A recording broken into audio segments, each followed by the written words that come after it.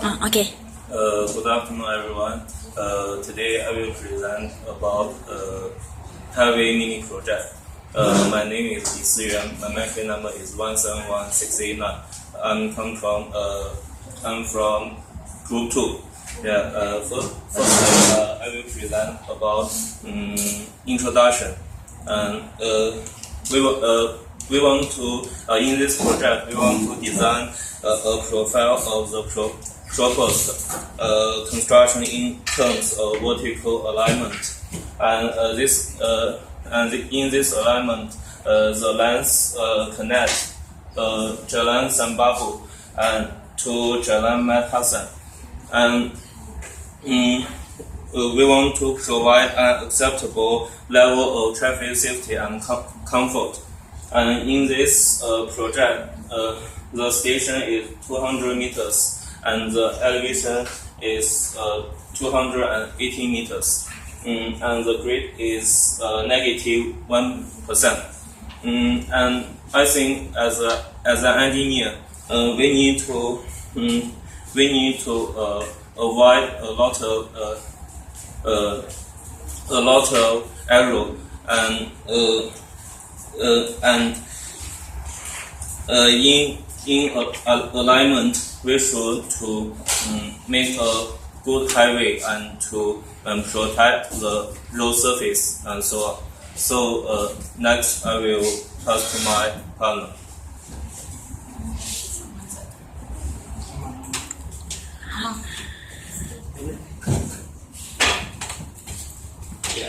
Hello, hi.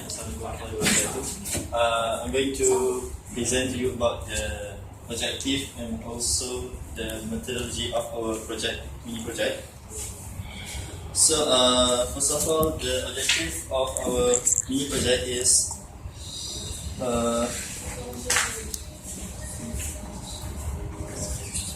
we want to propose a two-lane and to connect the existing road between Jalan Semambu and also Jalan Mat Hasan. And we want to design a profile to propose the good and effective two-lane highway in terms of a good design, a good median between the road, and also in terms of vertical alignment. To provide an acceptable level of traffic condition in that lane, in that road. So the methodology is we understand the requirement of the road, which is the design objective must be set, and then the type of the pavement, and also the road cross-section element, which already been designed, and my team member will elaborate on that. And then the traffic control device that want to be implemented in that road, and also we want to build the 3D design to propose a roadway that we already designed. Thank you. Assalamualaikum. My name is Nur Aida Najwa binti Jeffrey. My mentor number is 180675, and I will present about pavement design and cross-section element of proposed roadway. The pavement that we have been designed is flexible. We use flexible pavement because most road in Malaysia is use flexible design. Moreover, flexible pavement can resist deformation, cracking, and water or moisture damage, be durable over time, inexpensive, and easy to construct. The percentage that we use for bitumen, aggregate, and filler is 4% and 96% of mass of aggregate, mass of asphalt mixture. Okay. Next, I will talk about cross-section element. We have for our proposed roadway, we decide to use two lane of roadway, which is 1 lane per direction. Each lane is 3.6 meter, and the outside shoulder is 3.6 meter too. The median that we select to design is 0.6 meter, and the inside shoulder is 1.2 meter. We design the median and inside shoulder because we don't use curb as a median of the two median to differentiate the road. Okay, and the pavement crown that we use is 1.5%. I think that's all. I will call Akmir to continue our presentation.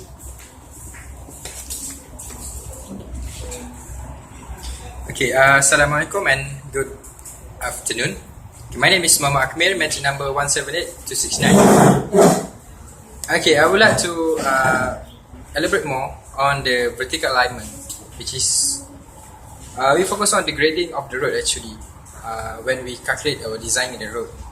Okay, for the first road that connect to Jalan Semambu, based on the calculation that I calculate, the grading is negative 1.12, which is less than 2, which is okay. Okay, and then the grading that connect to the bridge is just 0.09, positive 0.09. And then the last connection, which is the road that connect to Jalan Mahasan, has a grading of negative 1.78. Okay, 1.87. Okay, basically the grading for Jalan Mahasan is 1.5, negative 1.5. So I assume that the grading for the connected road that connect to Jalan Mahasan is okay. Okay,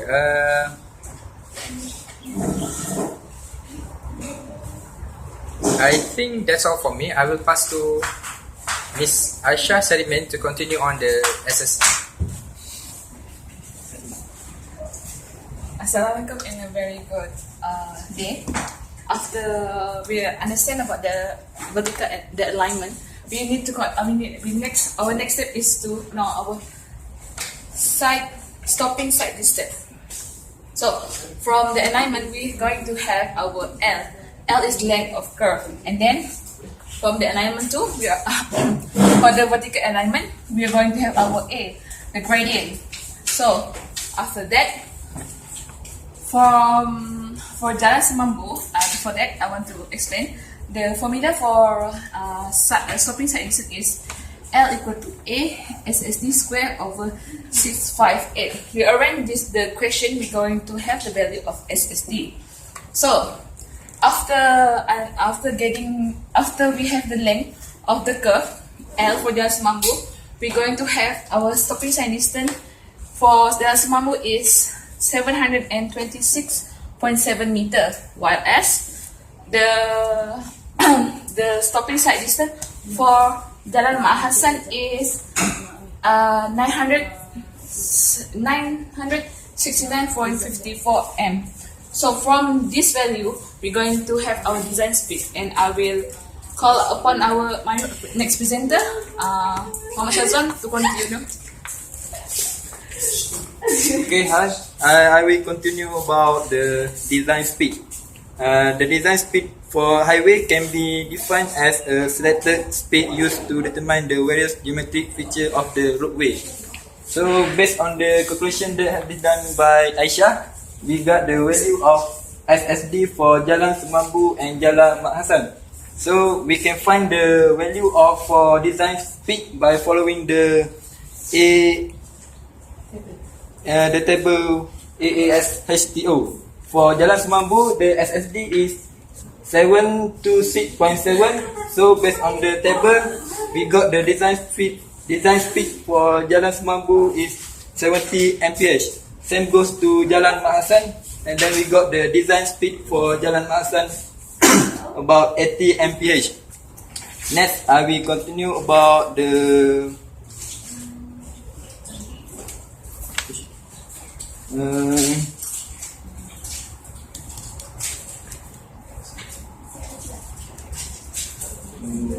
wait. Traffic control. The traffic control device. For the traffic control device, at the intersection of the point, we should place a traffic light for the safety of the road. Therefore, the traffic light we place as a critical role in organizing the traffic to avoid any accident. So I think that's all from me. I will pass to Shaira. Hi and Assalamualaikum. My name is Nur Syahira binti Muhammad Ismail. My metric number is 177553. So I will continue for work operation part. From the calculation of vertical alignment, we will get the vertical alignment for the roadway that we want to propose.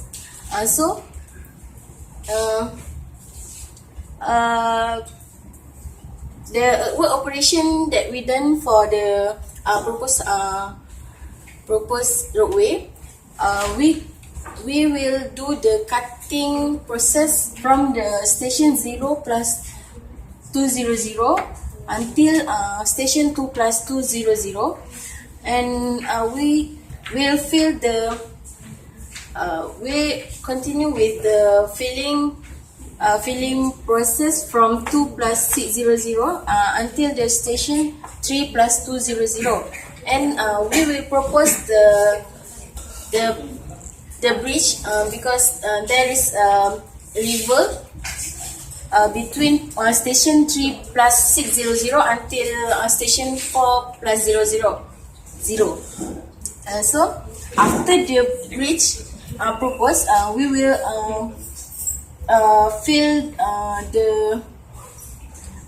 we will continue filling the process from station 4 plus 150 until 5 plus 250, and cutting the road from station 5 plus 250 until 6 plus 650, and a little bit fill here. Our operation is important in the construction project since our state government has a limited budget, so we need to properly design the roadway. I think that's all from me. I will pass to Amar for the recommendation. Thank you, Ms. Shaira, for the presentation. So I will continue with recommendation. So from the design that we already proposed, I get a few recommendations for this design. Firstly, it is important to minimize the environmental effect, as we want to propose the connection between Jalan Semambuk and Jalan Mak Hassan. There will be cut of trees and so on. So all of this environmental segment should be taken care, because it involves the environment effect. So moreover, in order to avoid the blockage for the drainage, a cleaning system should be practically used in order to make sure the flow of the drainage when the construction make up in a good way, in an effective way. And also at the vertical curve 2, guide sign and speed limit sign are recommended, so that at night, for example, the drivers can follow the signboard, which is what the limitation of the speed, which is for Jalan Semambuk is 70 meter per hour, and Jalan Mak Hassan is 70 meter per hour signboard. Okay, and then in order to reduce costs, a more economical design, which is mentioned Shaira just now, should be achieved. For example, a design that reduces the amount of earthworks, it's similarly to reduce the cost by the median section between the two travel lane is not required, as there is not so much heavy traffic. This is not an highway traffic. This is just urban, the rural area. So the traffic condense is not so many. Okay, for the conclusion, I can sum up by to achieve the integrated design with the several requirements that asked by the state government.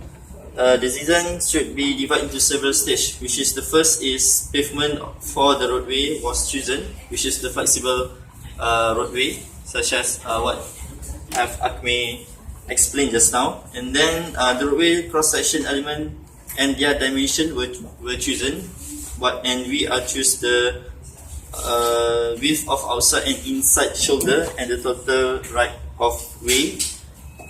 And then in order for the summary that I can make is, after developing the design, we can see the objective have been successful achieved, and the design requirement are fully satisfactory, fulfilled, and we can get the good roadway, such as smooth transition from one vertical curve to the other and sufficient right of way to allow full traffic operation and to account for any future development. I think that's all from us from Group 2. Thank you.